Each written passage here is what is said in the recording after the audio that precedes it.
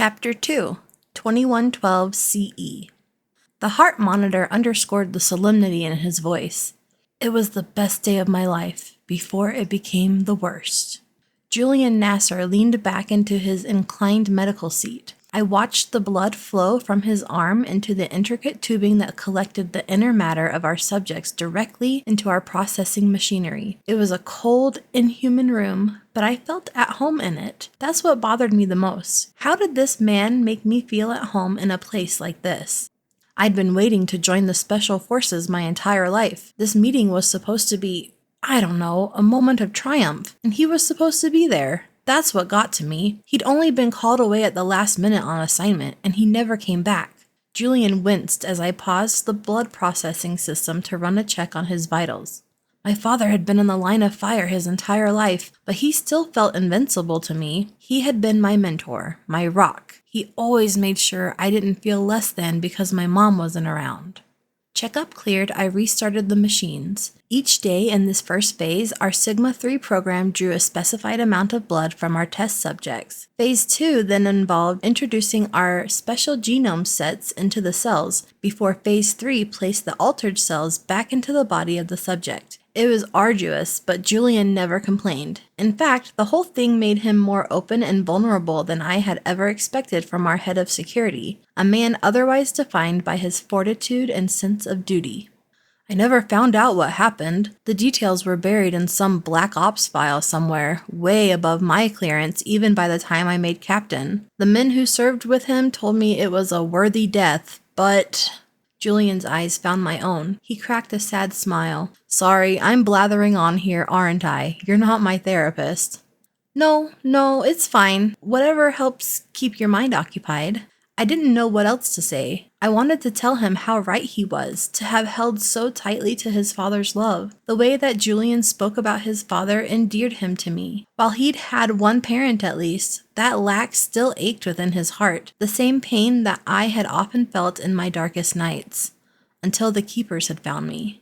And the Keepers, I tried to remind myself, were why I knew Julian Nasser at all. That was why I sat by his side. Not to connect with him, but to study him. To learn why my handlers thought he was so important. Why his blood was important. Julian was drawn back to the past. I served my time, but my passion was gone. It was Barkley who convinced me to look into Sigma. Sorry, like you know him, I mentioned the two of us had played football together in undergrad. I answered too quickly, embarrassing myself. And you were both in officer school together. Sure, I remember. You told me at our last session. Julian held my look until I turned back to my instrument panel, hoping I wasn't flushed red. What the hell was wrong with me? That's right, good memory. Anyway, it felt like Sigma might be a chance to move beyond the morass that consumed the Federation and geopolitics and everything else. I'm just a grunt, really, but if I can be useful here? Julian gestured around at the equipment. That's gotta be worth something, right? The flow of his blood slowed, and as that deep, intimate red was whisked up into the impersonal machinery, I ran for my superior, Dr. Clive Cullen. We can only hope. I appreciate you putting up with me, Doc. I blanched at the formality. Sorry, he responded. I should say doctor. No, I couldn't help but laugh. I've never felt any variation of the term really fit me. Hey, you put in the time, he winked. That's why you still gotta call me captain, even though I'm technically your patient.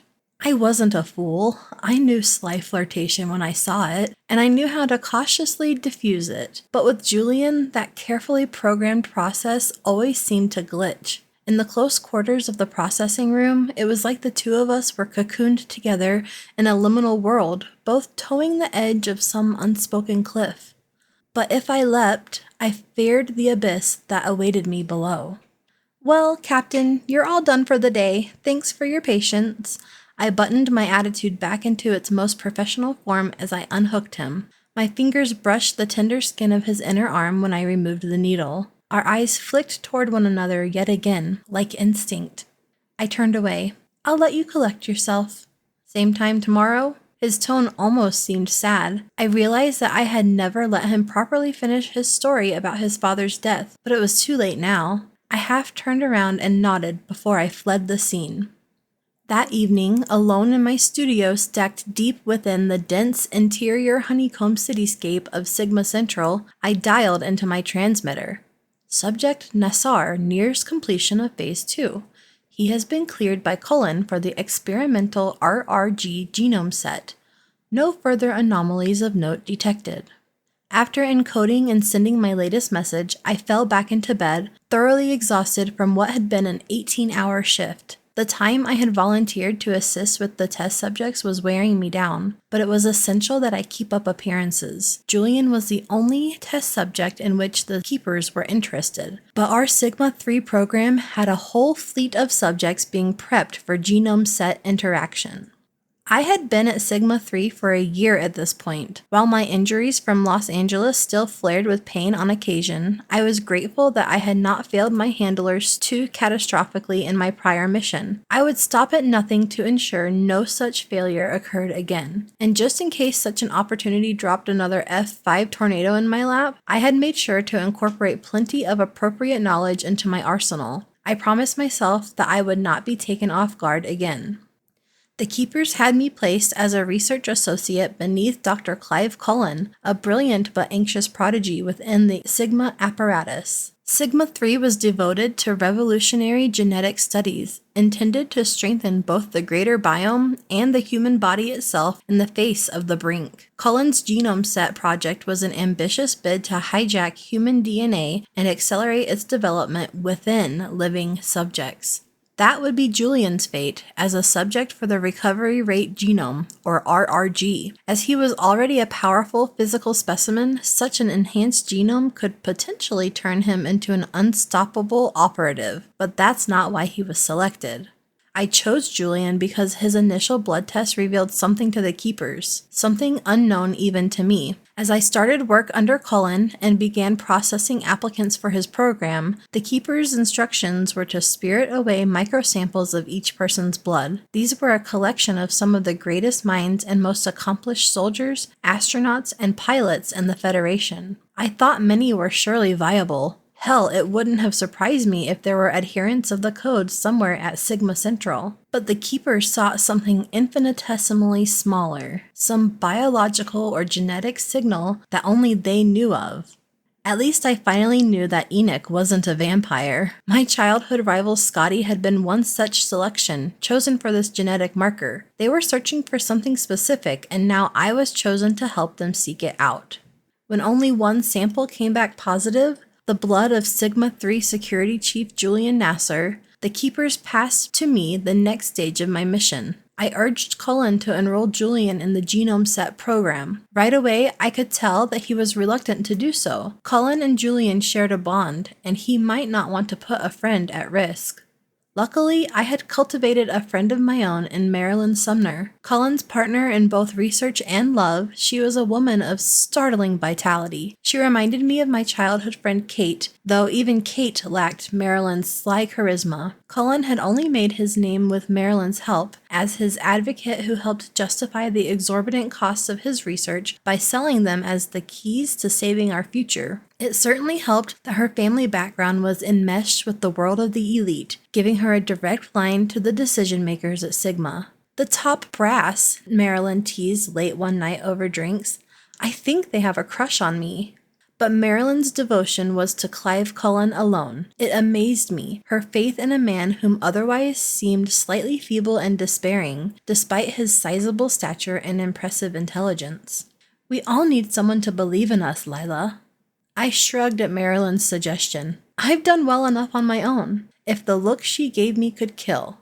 Did I really believe that? Do I still? It was Marilyn who forced me to confront the inarguable fact that I was alone. Maybe you don't believe me, but it was never something I had given much thought to before this point. And it was Julian's face who kept appearing in my mind, unprompted. I could tell myself it was because he was my mission.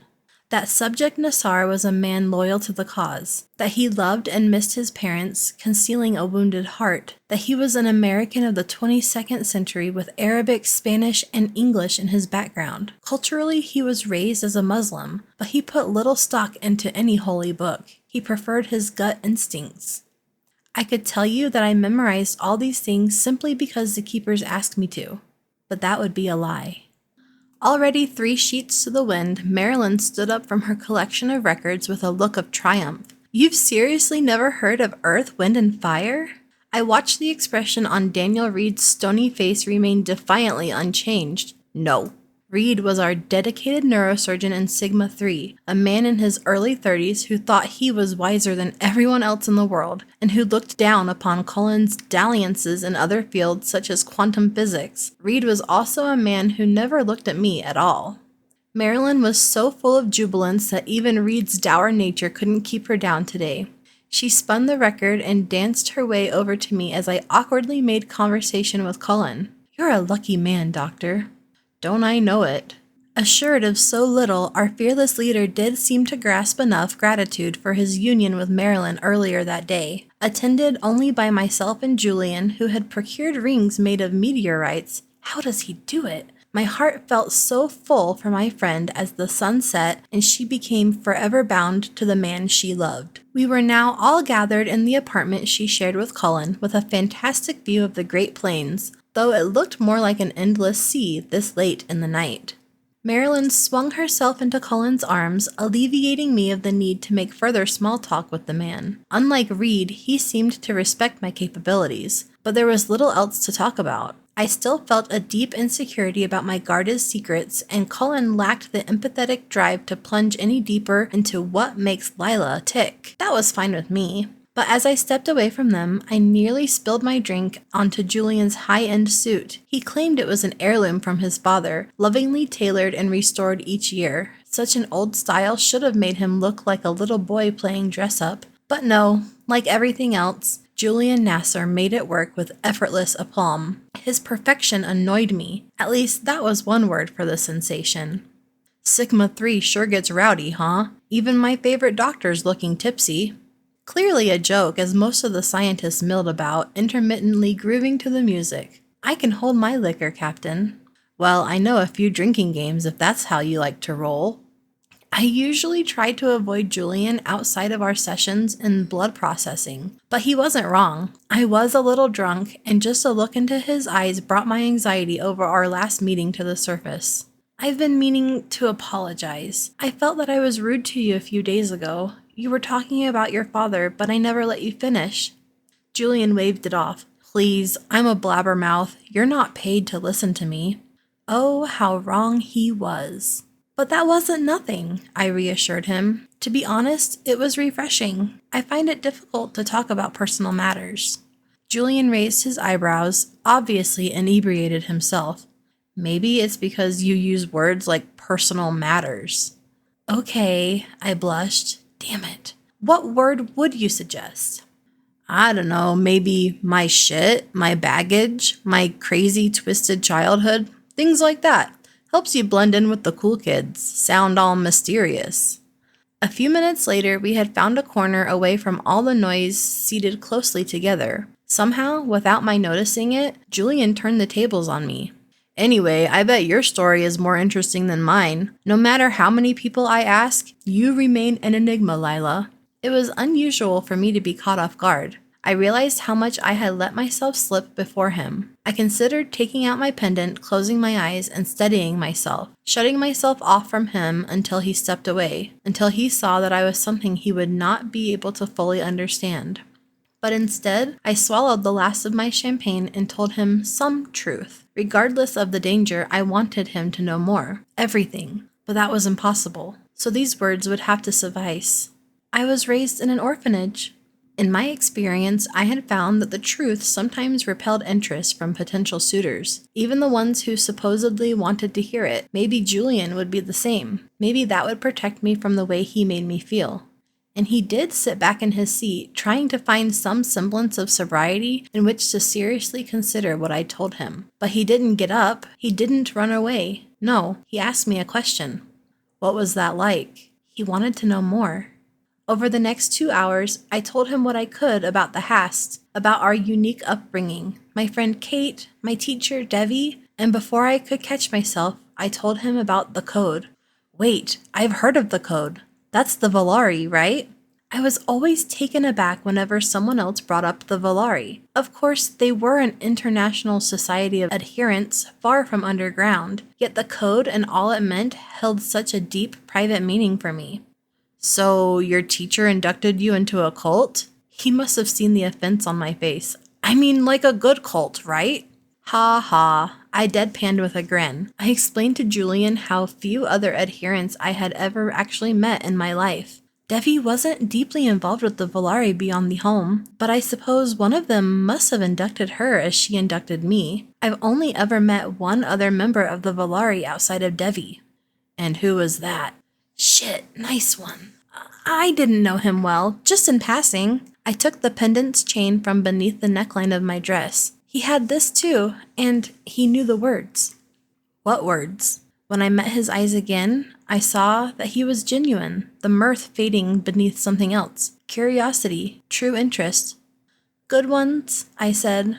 About capability, improvement, strategy, the pursuit of knowledge, and that we are always stronger together. For a long time, I guess I felt alone in that sense. But maybe we're not so rare after all.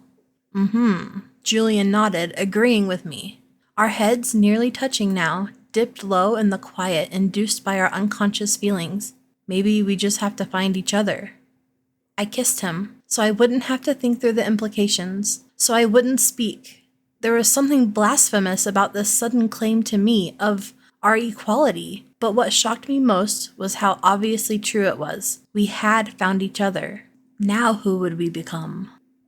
Testing of Clive Cullen's first genome project took place last night. Subject, Dr. Daniel Reed. Hazardous procedure. Results still unknown. I felt the weight of sleep upon me, a specter leaning on my back, but I took another sip of coffee and hid my transmitter away. The Sigma Mu mess hall was quiet and empty. This experimental wing was where the patented genomics of Cullen's program were stored and administered, alongside many other speculative risks that Sigma bet huge sums of their budget upon in either scientific ambition or blind hope. I don't think any of us knew what we truly believed at the time. All was in flux. Anything was possible. And yet Daniel Reed remained unresponsive in the surgery hall. Our Sigma 3 project's future hung in the balance. The mind enhancement genome was meant to unlock the limits of Reed's intelligence and empower his full potential, but when the activation vessel was opened, Reed did not move. His eyes were open in a wide stare, yet they eventually started blinking and rapidly shifting, as if he was in a REM state while partially awake. His brain scans were troubling, and a medical team was prepared to induce coma should his condition remain in this state for much longer. Cullen's hypothesis held that the long treatment process would have reduced risk at this final stage, but that's the problem with theory. It does not always bear out. For 3 hours, we had sat vigil over Reed from the observation room. Myself, Marilyn, and Cullen. Cullen had finally persuaded Marilyn to take a break, as she had a meeting on the upper levels later that day. This is my responsibility, my cross to bear.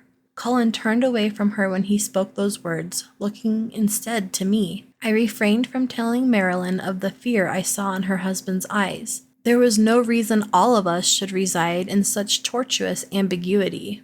With Marilyn gone, Cullen told me to take my own coffee break. He probably sought a moment alone in which to completely lose his cool, so I graced him with the chance. When I'd reached the mess hall to take his prescribed break, I saw the early shift of the developmental weapons lab pass me by and realized it must be dawn.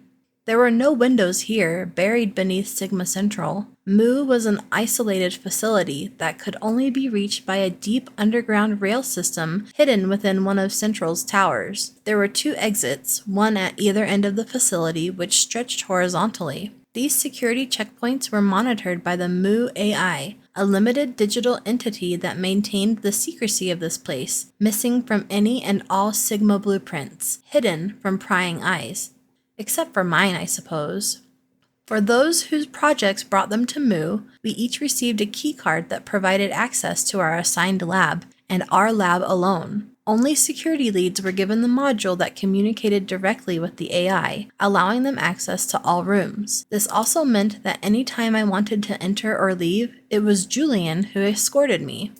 Technically, I wasn't allowed to speak of the gritty details of our project, even though Julian himself was a subject for our recovery rate genome set. One might imagine him nervous, but you would be wrong. He remained collected as always. I couldn't yet tell if it annoyed or impressed me, but he was consistent. Even in the few moments when we could steal away together, he was a calming presence. I realized how vulnerable his state of being made me. I was lulled into a place without discipline, where my words were not chosen carefully but freely given, be they about my lonely years as I worked for my PhD, or the arduous recovery I made in the wake of the Los Angeles storm. All of my lowest moments were met by his careful eyes and gentle touch. But Julian wasn't with me. He lay in our lab at the opposite end of Mu, undergoing the second phase of preparation for his future RRG test. I wasn't able to sit with him as I had been needed during the Reed test. The second phase of the genome injection process was more invasive, so Julian was put under and thus had no idea of the emergent situation suddenly on our hands. His sub-lieutenant Jacobs was currently in possession of Julian's security module. I got up from my table at the mess and disposed of my trash into the automated compactor. As it chirped at me, I walked away and turned on my comms. "Hi, Dr. Pearson, apologies for the bother," I buzzed into the transfusion lab. "I'm checking in on Julian Nasser's progress." Dr. Pearson's empathetic but direct response was as expected. "He's fine, Lila. Don't let the situation with Reed freak you out. Julian's signs are all positive. We've got about an hour to go. Now go tell Cullen to do some yoga or something. Science always has its risks." I paced the mess hall after Pearson cut the line. I kept seeing Julian smile as he laid back into the chair and the drugs made his eyes heavy, not a trace of concern to be seen. "Aren't you nervous?" I had taken him aside before I left the observation room. "You have a different genome set swirling in your system, but—" "I trust you. I trust Clive," Julian shrugged. "At least I better, because whatever comes, I'm next on the menu." Only hours later, I realized that I actually missed him. How ridiculous was I? Even when I took hold of my pendant and tried to seek momentary peace, Julian was there too, in my safe haven, as if that was where he had always been, just out of sight. I raised my comms again. "Jacobs, come in." No answer. "Jacobs?" I exited the mess hall and turned down the hall towards our transference lab. My steps echoed through the emptiness. Irrationally, my heart beat faster. Or was it something else? A sense of what lay around the corner. By the time I turned into the lab, my instincts were fully coiled, luckily enough. As it had often done in events of high adrenaline, the surreality of the violence played out in slow motion. Jacobs was stumbling backwards, a surgical tool jammed into his neck, blood spurting. The first cacophonous boom took him in the chest and Jacobs crumpled, revealing Reed, gun raised. A laugh escaped from him, full of surprise and horror. In split seconds, I mapped out my motions and took action, diving forward as Reed fired again. The bullet caught my shoulder, only flesh, barely missing my clavicle. The force and surprise were enough to send me sideways, and that gave Reed the time to level his gun on me properly. Hello, Lila. If it's any consolation for Jacobs, I did take him by surprise. Despite the quiet smile on Reed's face, there was something deeply wrong about him. Small micro-adjustments to his stance and his eyes, still flickering like they had when he wouldn't wake up, as if he was seeing things that no one else could. In the corner of the room, I spotted Cullen's legs sticking out from behind the activation vessel itself. He's not dead, if that's what you're wondering. I waited for Clive specifically to come check on me. I knew it would take some time to get him out from behind that observation glass, but once he was alone in there, he entered the lab and leaned down close. I took him around the neck, a chokehold. I learned that in high school gym. Can you believe it? Believe it or not, I can. It was too much to even take seriously. Reed wasn't a murderer. He was an arrogant asshole, certainly, but he had passed all the mental health evaluations to reach this point. You killed Jacobs. He walked in as I let Clive down easy over there. I told him our great leader was in trouble and Jacobs rushed right over. As Reed gestured, I noticed that he held something in his other hand, Julian's security module. As soon as Jacobs turned his back, I plucked up the blade, and it was as simple as that. I slipped the gun from his belt as he stumbled back. It's funny, I was acting on instinct. It felt Incredible. Though, Reed softened as he looked at Jacob's fallen form. Jacobs didn't deserve to suffer, one of the few here who don't. From his tone, I gauged that I was one of the many who did. Looking back, it was during that particular monologue when I should have struck, but anything's a risky prospect with a gun to your head. Reed must have sensed something building in me because he just shook his head, leaned back, and plugged the security module into the lab's command access port. All of the lights in Sigma Mu shut off before being replaced by a deep emergency red. Lockdown. Per Reed's instructions, the Mu AI was now under his control. Whatever scientists remained were now sealed into their laboratories. All of us under the thumb of a madman, including Julian down the hall, unconscious and unaware. Okay. My heart rate was steady. This was no time for fear. If Julian's life was on the line, this was now the most important moment of my life. Impressive. Now what the hell are you thinking? I tried not to let shame sneak into my voice. Reed had never stood out to me as a threat. I would have known, should have, until it struck me. When I finally looked up at him, Reed laughed. Congratulations, Doctor, the treatment worked. He pointed to a nearby screen, the last scan of his mind before he must have torn free from the activation vessel. It bloomed with wild activity, as if his traditional neural pathways had suddenly been unlocked. It looked like chaos. Like pain, but Reed seemed pleased with himself, despite his twitches and tics. I can see it now, what I am truly meant to solve. I scanned the room, but Reed was too far to strike before he could fire. Reed dialed a command into the holo screen that projected from the module. The world is ending. Sigma has told us this for our entire lives, and they're not wrong. That's why we have handed over to them unimaginable power. Oversight beyond any known before, and secrecy deeper and more tangled than any nation states. Here we stand now. Mu marks the spot. Don't you find it strange having to lie to people that we see every day about the existence of this place? Living their lives, believing in the good fight, and yet death brews beneath them, unbeknownst but inevitable. I snorted in disgust. We tried to make you functionally more intelligent. Guess we overshot the mark and turned you into a philosopher.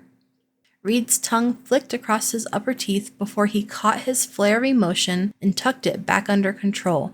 I could hear you, all of you, trying to revive me, debating what to do with the corpse you'd made, but I was very far away. Time was no longer a constraint to me.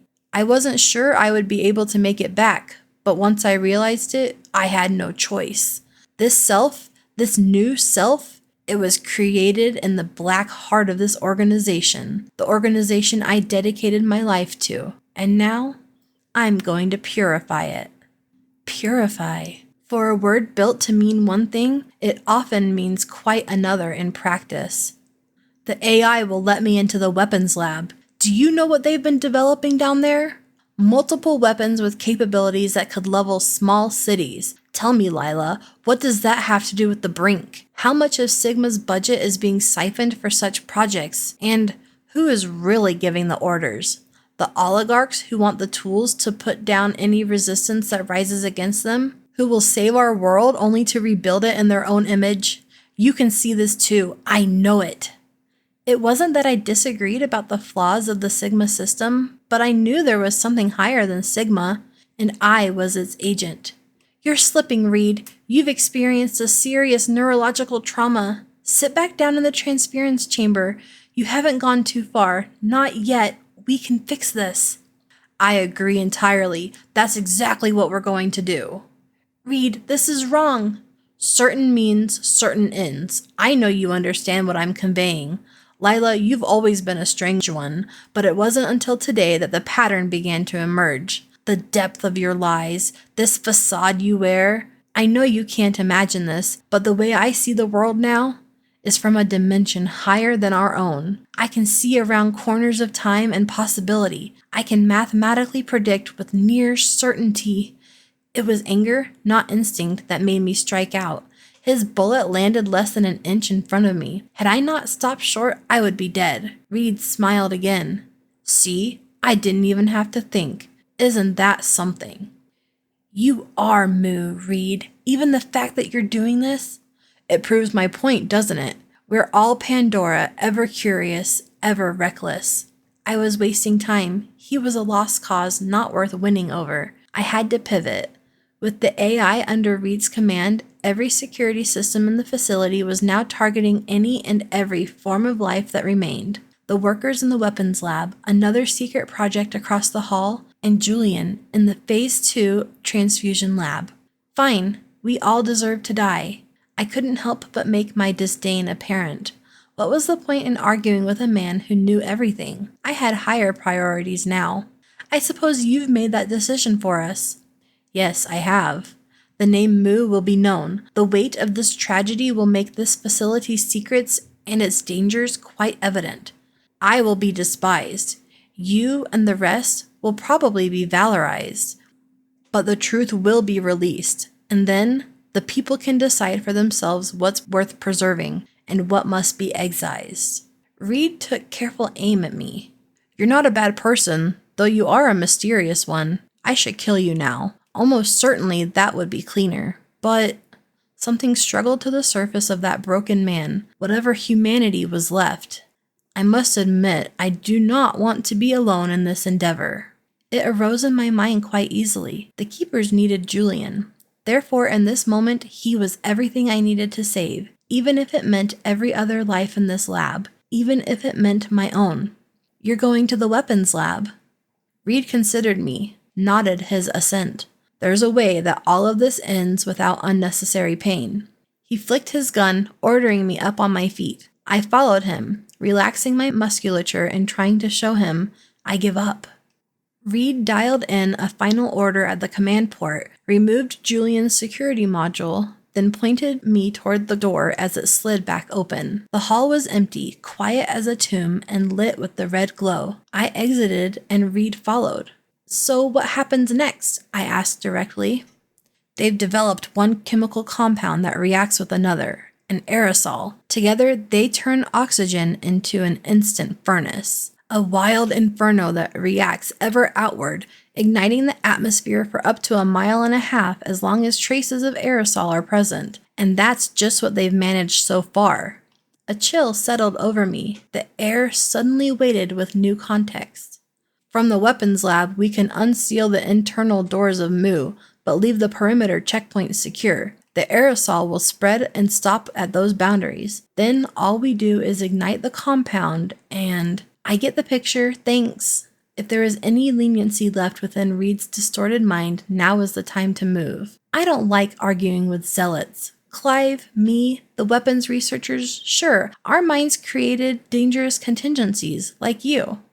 As I stated, I cannot be allowed to survive. I see that much quite clearly. You recognize brutality in my choice, but this is compassion for the world. You judge us unworthy. Fine, but Julian's not like us. Julian? Reed's confident steps faltered for just a moment, but I caught it. Everybody loved Julian, even the prickly Dr. Reed. I think he always wanted to impress him. Boys playing amongst the jungle gym of the masculine hierarchy, the same as it ever was. He's undergoing his Phase 2 injections on the opposite side of the facility, the transfusion lab. I wasn't aware of that. It's why Jacobs was on duty. You would have had to put a bullet in Julian's heart instead. Reed cringed at the memory. Jacobs was a necessary price. He didn't deserve it. And here you go. If Mu has to go up in flames, if all our minds are too ambitious and unconstrained, there's still one undeserving person left in the crossfire. He's the type of person Sigma actually needs, that the world needs. He's not creating weapons. He's not playing God. He's trying to help people do the right thing, even if he can't see the greater context or the lurking shadows. If you won't spare the rest of us, please spare him. Reed slowed. He wanted me to turn and face him. Tell me the truth, Lila. For once, tell me why you truly want him to live. I felt the hot tear fall down my face, wishing Reed couldn't see it, wishing he couldn't see me. He didn't deserve it. He hadn't earned the right. Because I love him. See? Honesty. That's what we need to bring back to Sigma, to the world. If I grant your request, you walk side by side with me into the lab and help me do what I need to do. Is that a deal? I swallowed the hot hatred in my voice. Yes, that's a deal. A deal with the devil I helped make. We neared the weapons lab. Reed scanned the stolen security module at the panel. The robotic voice of the Mu AI greeted him. Authorized security personnel.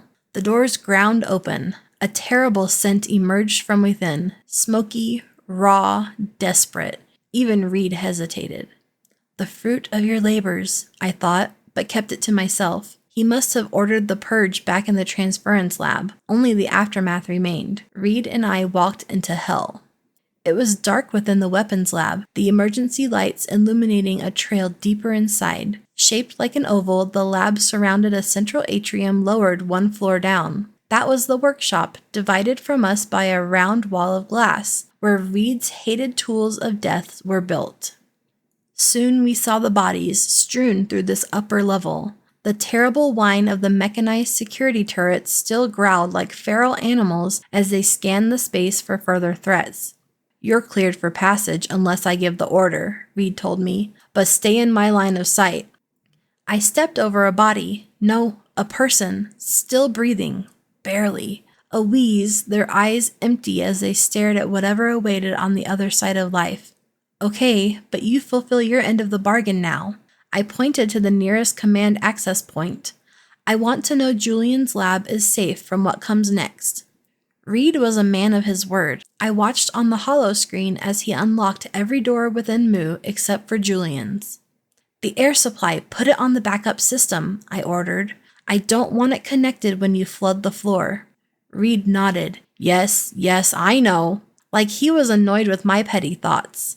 So far behind his evolutionary curve, he accessed the weapons lab's particular system and routed a tank full of their experimental aerosol into the general air filtering system of the facility. It will take a few minutes to fully saturate, but Julian's room is secure. The rescue workers from above will find him safe and sound. He'll awaken from his slumber, Reed eyed me, and know that it was you who must have saved him. Does that make your heart flutter, Lila?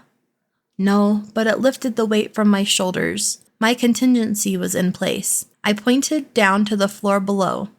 The chemical station. I see it. I'll keep you company, Reed, but let's not get too chatty, shall we? I edged close to the burning center of his rage, but he contained it. I could tell he was still buzzed by the velocity of his own thoughts, distracted only for a few milliseconds at a time, but I was almost sure the hinges were well and fully off now. We approached the doorway that led down into the workshop. Reed scanned his module and it opened. Ladies first. I descended, taking my time, not because I was nervous, but focused. I scanned the room. I saw where the chemical compounds awaited, but that wasn't what I was looking for. Reed sniffed the air. I think I can smell it. It's light, but yes, almost like pine trees. I encouraged his wandering mind. Did you grow up near them? I stepped down into the workshop. Reed was a few steps behind. No, but I always loved them. My parents took me once on vacation to the Olympic Mountains. While I had stopped in place, Reed moved past me. He pocketed his module and lowered his gun, confident that the turret above was defense enough. One word, Lila. Remember, that's all he needs. Reed approached the chemical compound station. He browsed their labeling. He pointed to a small flask of emerald liquid. This is it.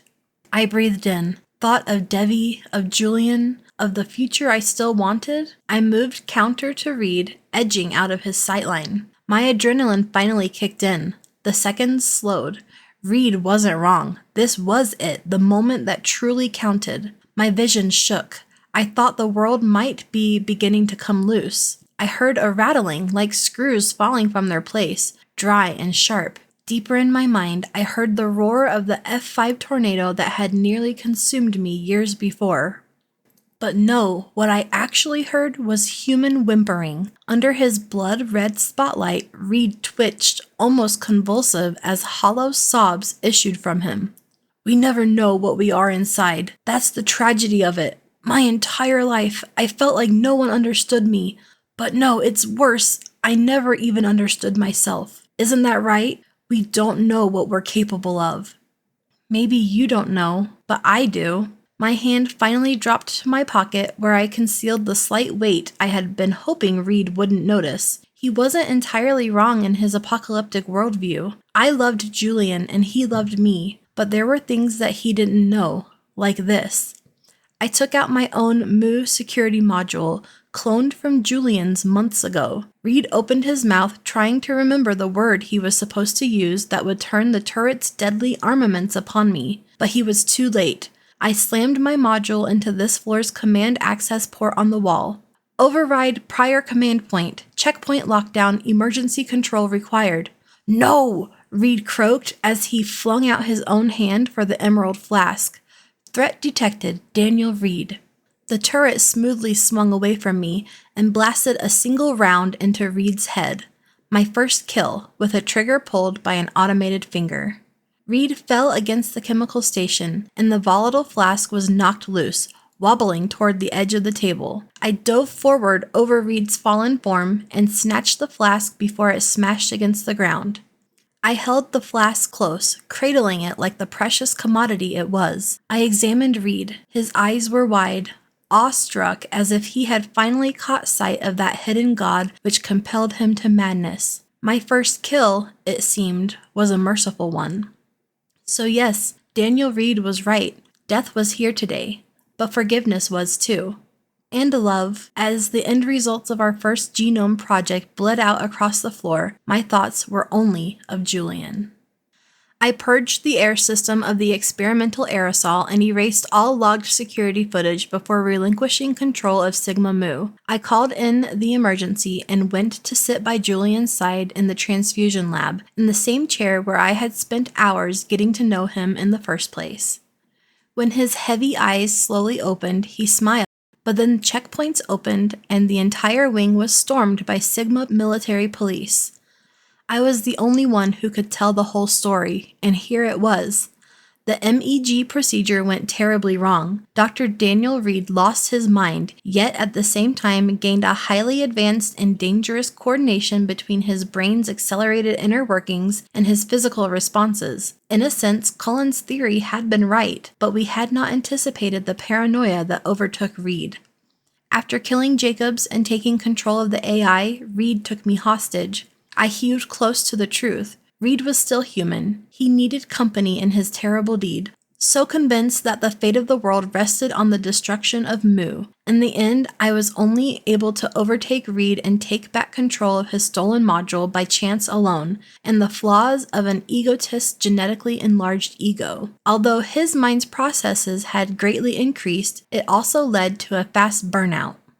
I learned from experience, those who think too much often don't pay much attention to the world around them, I reported when it came to my triumph, and Reed had never paid me much mind at all.